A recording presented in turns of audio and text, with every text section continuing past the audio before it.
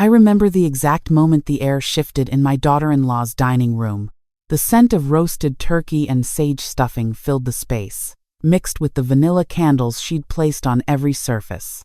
It was Thanksgiving 2025, and I was about to learn just how little my son's wife thought of me. I'm Margaret Chen, 68 years old.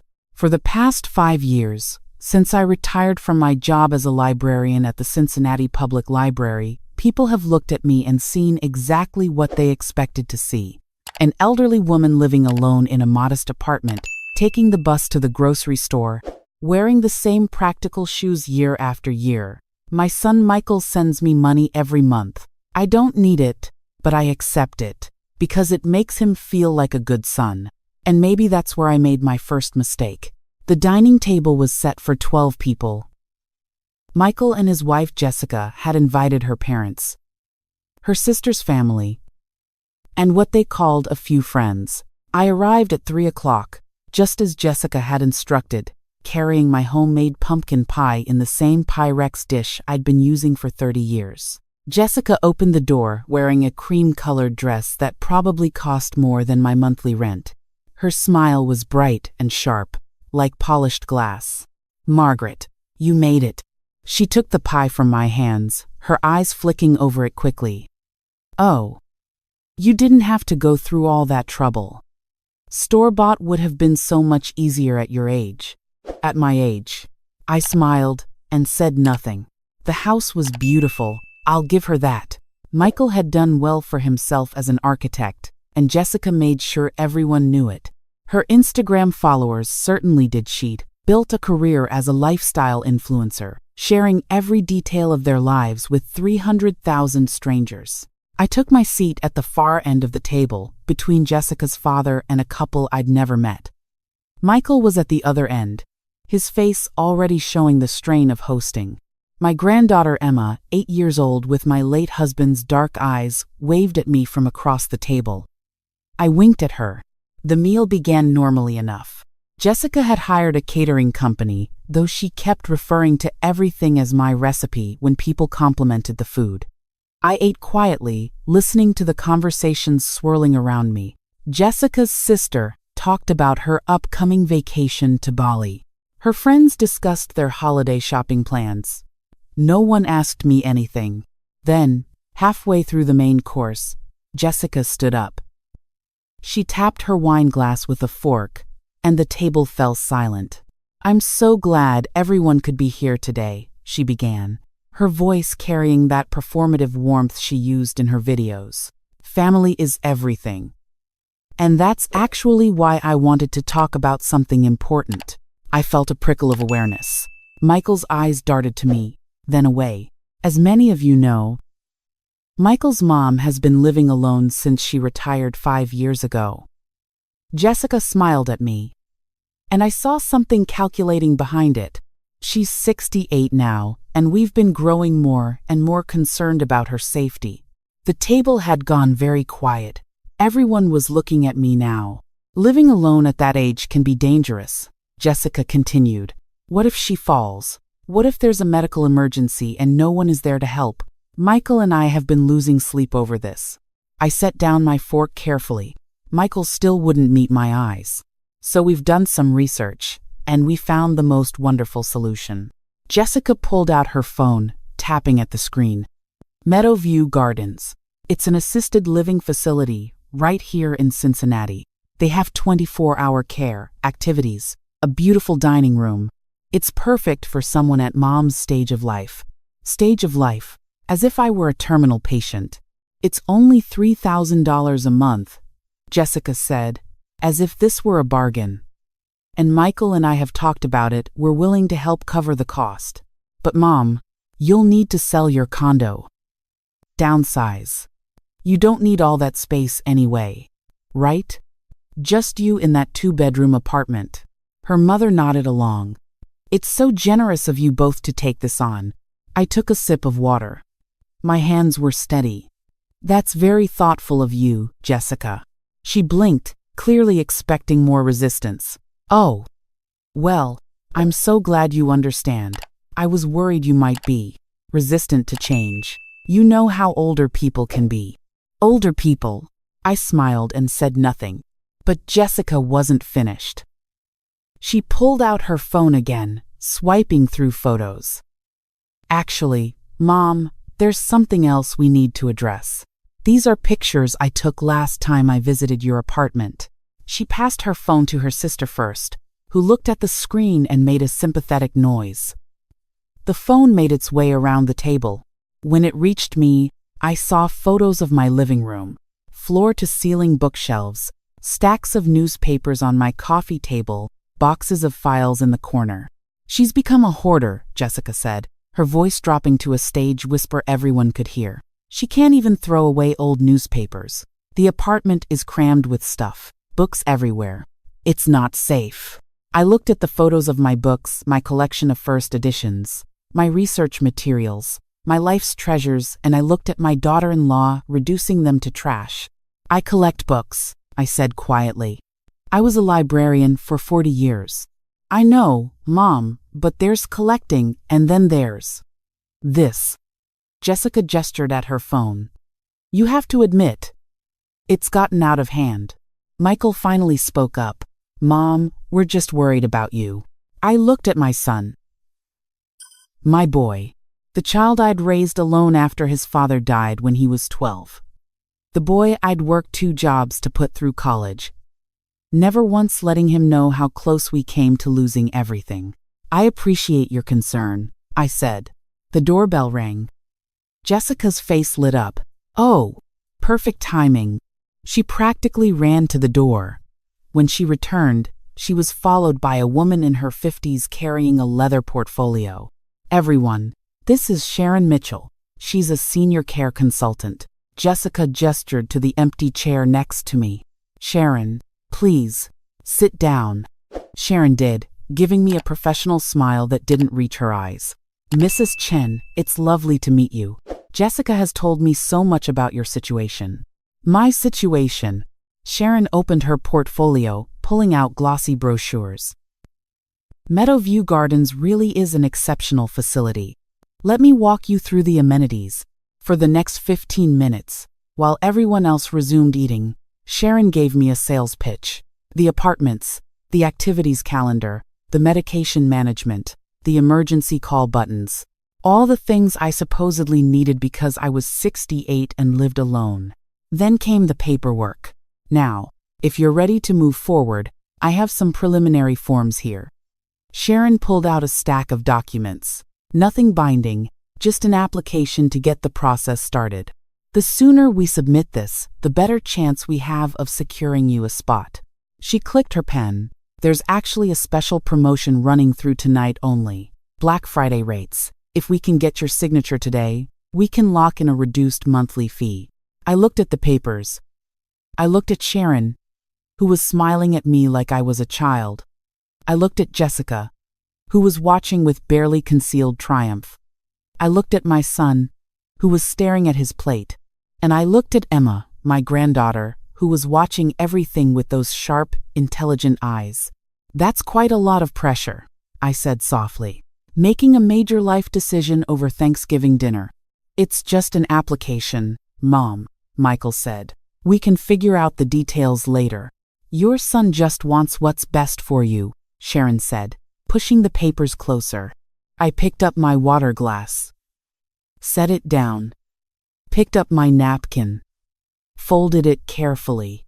The table had fallen silent again. Everyone was watching. Then Emma spoke up. Grandma, can I ask you something? Of course, sweetheart. Why do you always carry that same old purse? Daddy says it's like 100 years old. She said it with pure innocence, the way only children can. He says we should buy you a new one for Christmas. I looked at my purse, a simple brown leather bag I'd carried for 15 years. Then I looked at my granddaughter and smiled. Would you like to know a secret, sweet pea? Emma nodded eagerly. I reached for my purse and pulled out my iPad. Jessica's mother whispered something about how nice it was that I knew how to use technology. I ignored her. Come here, Emma. I patted the chair beside me. She hopped down from her seat and came over, Curious. I opened my iPad and tapped the Fidelity app. The screen filled with numbers. Emma squinted at it. "What's that, Grandma?" "That's my investment account." I turned the screen so she could see it better. The number at the top read, $12,347,892.67. Emma's eyes went wide. "That's a lot of numbers." "It is," I agreed. "Let me explain something to you. Do you know what investing means?" She shook her head. "It means buying a small piece of a company and holding onto it while it grows. Like planting seeds in a garden." I scrolled through the list. "See this? I bought shares of a company called Amazon in 1997 when each share cost $18. Do you know what each share is worth now?" Emma shook her head again, transfixed. "Over $200. I bought 5,000 shares back then." The table had gone very, very quiet. I could feel everyone staring, but I kept my attention on Emma. "And this one, Apple. I bought these shares in 2003 for $7 each. I bought 10,000 shares. Each one is worth over $200 now, too." Jessica made a small, strangled sound. I smiled at Emma. "Your grandmother has been investing for 30 years, sweetheart. I learned everything I could about companies, about markets, about patience. Do you know what the most important part of investing is?" "What?" Emma whispered. "Waiting, staying calm, not panicking when other people tell you to sell. I've had this account for 3 decades, and I've never touched it. I just let it grow." I looked up then, finally meeting Jessica's eyes. Her face had gone completely red. That can't be real." Her voice was shaky. "You've been living like a poor person?" I supplied gently. "I lived modestly because I wanted to, because I didn't need to prove anything to anyone, and because I wanted to see something important." I closed the iPad but didn't put it away. I wanted to see who came to visit me because they loved me, not because they wanted something from me. Who called to check on me, not to check on my assets. Who respected me for who I am, not what I have. Michael's face had gone pale. "Mom, I didn't." "You didn't know," I finished for him. "I know you didn't, sweetheart, but you should have. You should have asked me what I wanted before making plans for my life. You should have considered that maybe, just maybe, a woman who worked for 40 years, who raised a child alone, who put you through college, maybe that woman is capable of taking care of herself." I turned to Sharon, who looked like she wanted to sink through the floor. "About Meadowview Gardens. It's a lovely facility. I should know. I've owned it for 5 years." Sharon's mouth fell open. "I bought it as an investment property in 2020, I continued. "Real estate diversification. The returns have been excellent. In fact, Sharon, I believe I'm technically your employer's employer, the management company you work for. I'm their primary investor." Sharon grabbed her portfolio and stood up so fast her chair nearly tipped over. I should go. Probably wise, I agreed. She was gone in 30 seconds.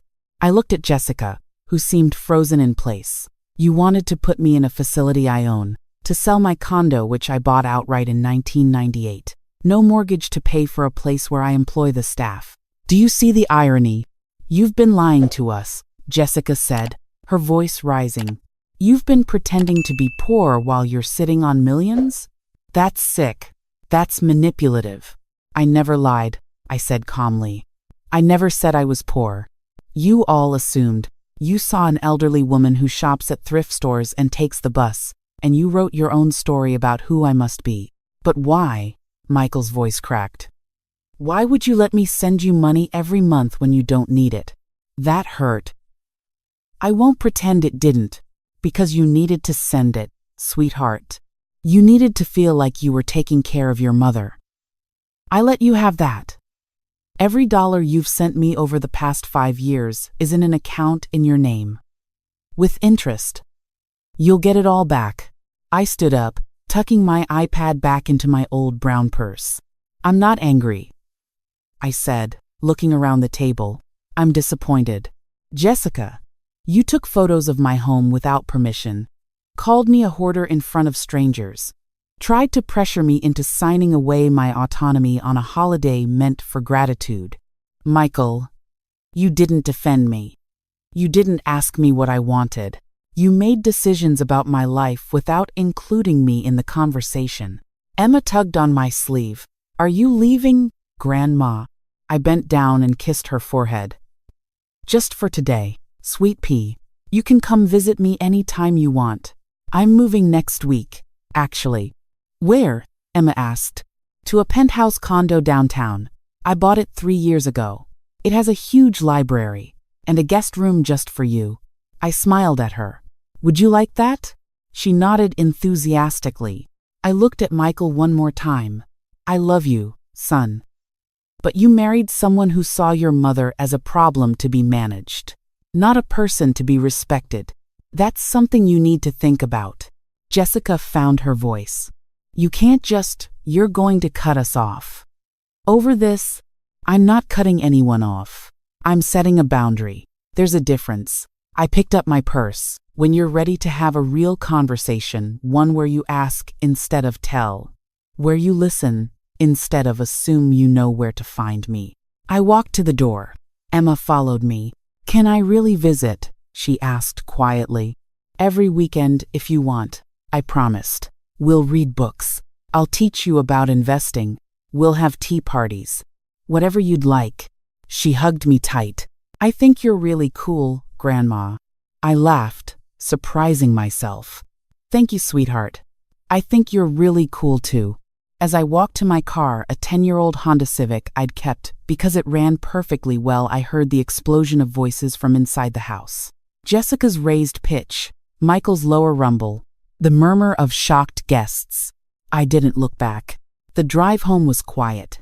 20 minutes through Cincinnati traffic, past the houses strung with Christmas lights going up early, past the grocery store where I still used coupons, past the coffee shop where I had tea every Tuesday with the same group of retirees I'd been meeting for years. None of them knew about the money either. They knew me as Margaret, the former librarian who always had a book recommendation, who volunteered at the literacy center, who brought cookies to their card games. That night, in my modest apartment surrounded by my books and my newspapers and my life, I made myself a cup of tea and opened my laptop. I had emails from my financial advisor about year-end tax planning, a reminder about my quarterly meeting with the Meadowview Gardens management team, a notice that my new condo would be ready for move-in on December 1st. And I had a text from Michael. Can we talk, please? I set the phone down without responding. Not yet. He needed time to think. So did I. Because here's what I'd learned in 68 years, what I'd learned in 30 years of investing, what I'd learned in 5 years of watching my son's marriage. Patience is everything. Knowing when to hold and when to fold. When to stay silent and when to speak up. I'd stayed silent at that dinner table for longer than I should have, maybe. But I'd been conducting an experiment, testing a hypothesis, and the results were clear. My daughter-in-law saw me as an inconvenient old woman to be warehoused. My son saw me as a responsibility to be managed. Neither of them saw me as a person with agency, intelligence, and resources of my own. That would have to change. Over the next week, I packed up my apartment. My books went into carefully labeled boxes. My files, 30 years of investment records, tax documents, real estate holdings went into waterproof containers. My clothes, my photographs, my life. Emma came over on Saturday to help. Michael dropped her off but didn't come in. I could see him sitting in his car, watching the building. But I didn't invite him up. Daddy's really sad, Emma told me as we wrapped dishes in newspaper. He keeps saying he messed up. He did, I said honestly. But people can learn from their mistakes. That's what makes us human. Mommy says you're being mean. That you should share your money with family. I sat down on the floor next to her, surrounded by half-packed boxes. Emma, let me tell you something important. Money doesn't make you happy. Having enough money to be secure, to not worry about emergencies, that's important. But after that? Money is just a tool. It's what you do with it that matters. She nodded seriously.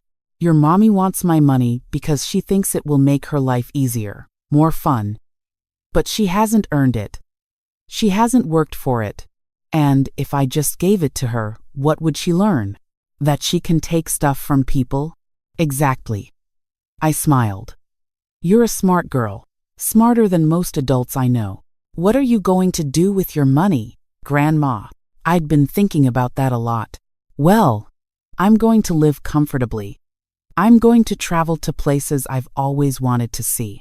I'm going to donate to causes I care about: literacy programs, women's shelters, scholarship funds, and I'm going to set up a trust fund for you.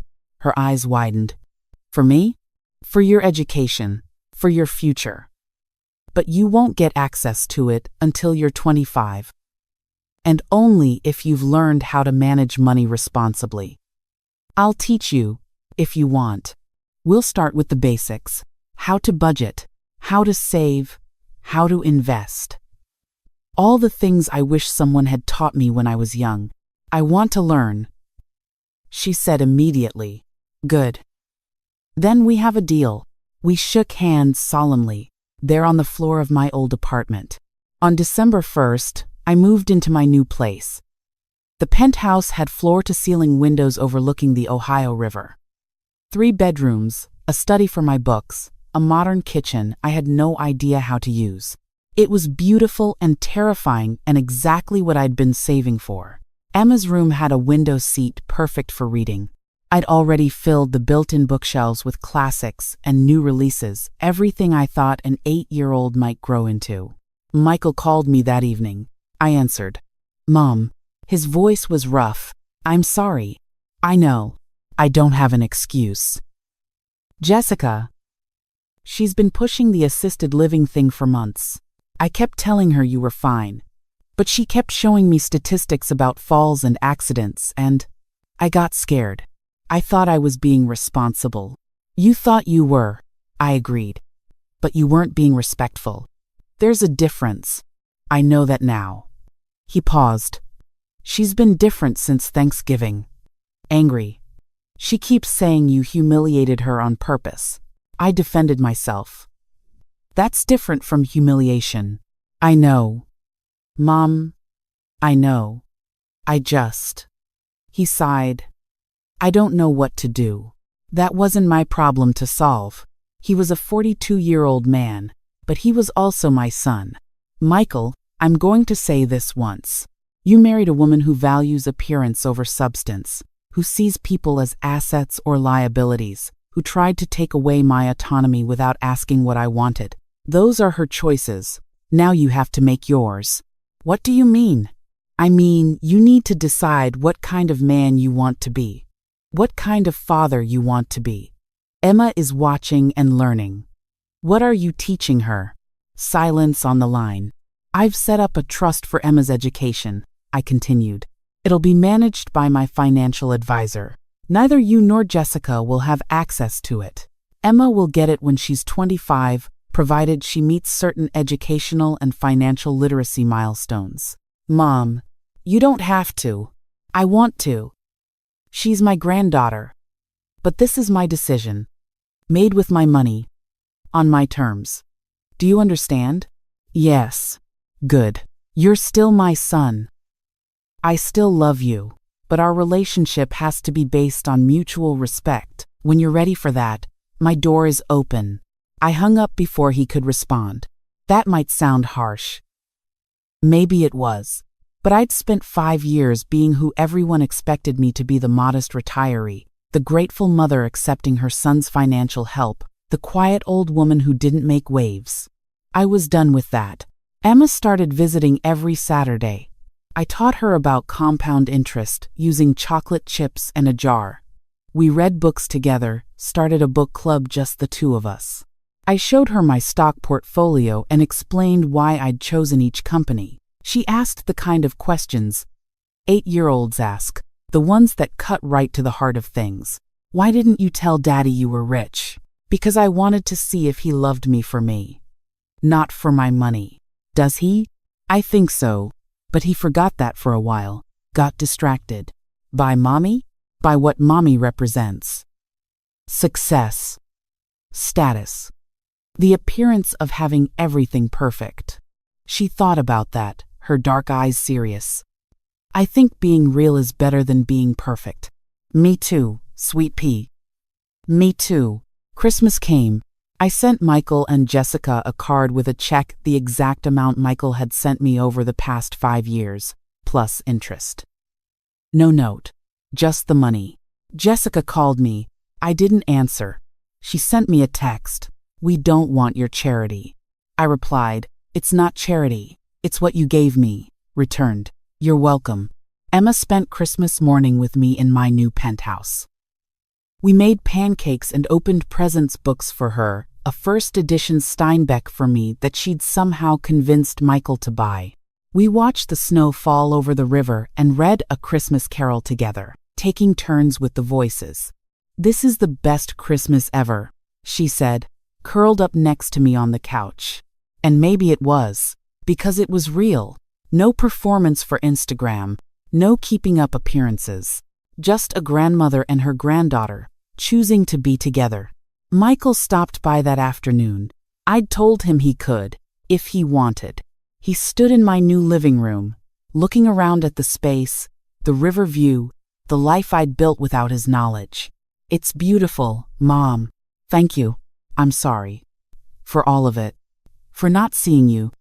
For letting Jessica. For everything. I know you are. Jessica and I are in counseling. He said it quietly. I told her that has to change. The way she treats people. The way she treated you. That's between you and her. I know. But I wanted you to know. I'm trying to fix this. Our marriage, me as a person, all of it. I looked at my son, my boy who'd grown into a man I didn't always recognize anymore. Michael, I can't fix your marriage. I can't tell you what to do. You're an adult. But I can tell you this. Emma is learning from both of you. Every day, she's learning what marriage looks like, what respect looks like, what family looks like. Make sure you're teaching her the right lessons. He nodded, his eyes wet. Can I hug you? He asked. Of course. He held me tight, this man who used to be my little boy, and I felt something in my chest crack open just a little bit. I love you, Mom. I'm so sorry I forgot to show it. I love you too, sweetheart. And I forgive you. But forgiveness doesn't mean everything goes back to how it was. We're building something new now. Better, I hope. Better. He agreed. After he left, I stood at my window watching the city lights come on as dusk fell. Somewhere out there, people were living their lives, making their choices, learning their lessons. I'd spent 30 years building wealth in silence, working a modest job, living below my means, investing every spare dollar. I'd watched those numbers grow, compound, multiply. I'd seen the crashes of 2000 and 2008 and held steady. I'd seen the surges and resisted the urge to sell. And I'd done it all while people saw me as just another librarian, just another widow, just another old woman. But here's what I learned. There's power in being underestimated. There's freedom in living by your own rules. There's peace in knowing your worth isn't determined by what other people think you're worth. My daughter-in-law wanted to put me in an assisted living facility. She saw an old woman who needed to be managed, controlled, warehoused. She didn't see the investor who'd turned $50,000 into $12 million. The landlord who owned the very facility she wanted to put me in. The woman who'd survived loss and struggle and come out stronger. And that was her mistake, not mine. I'm 68 years old. I own a penthouse condo, an assisted living facility, and a diversified portfolio of stocks and bonds. I volunteer at the Literacy Center every Tuesday. I play bridge with friends who know me as Margaret, the librarian. I have tea with Emma every Saturday, teaching her about money and books and how to be strong. And I do it all while carrying the same old brown purse I've had for 15 years. Because it works just fine. Because I don't need to prove anything to anyone. My son is learning. My granddaughter is thriving. My daughter-in-law is. Well, she's learning too, I suppose. Or she will. Sometimes, the best inheritance you can give isn't money. It's lessons. It's boundaries. It's the example of a woman who built her own empire while everyone was busy underestimating her. That Thanksgiving dinner changed everything. Not because I revealed my wealth, that was just information. It changed things because I drew a line. I said no. I claimed my space and my agency and my right to live my life on my own terms. And you know what? It felt incredible. So if you're reading this, if you're someone who's been underestimated or overlooked, or told you're too old, too quiet, too modest, remember this: they don't need to see your worth for it to exist. Your value isn't determined by other people's perception. Build your life. Set your boundaries. Hold your ground. And maybe, just maybe, keep a few secrets up your sleeve. Not because you're ashamed, but because there's power in choosing when and how to reveal yourself. My name is Margaret Chen. I'm 68 years old. I'm a grandmother, an investor, a landlord, and a woman who knows her worth. And I'm just getting started.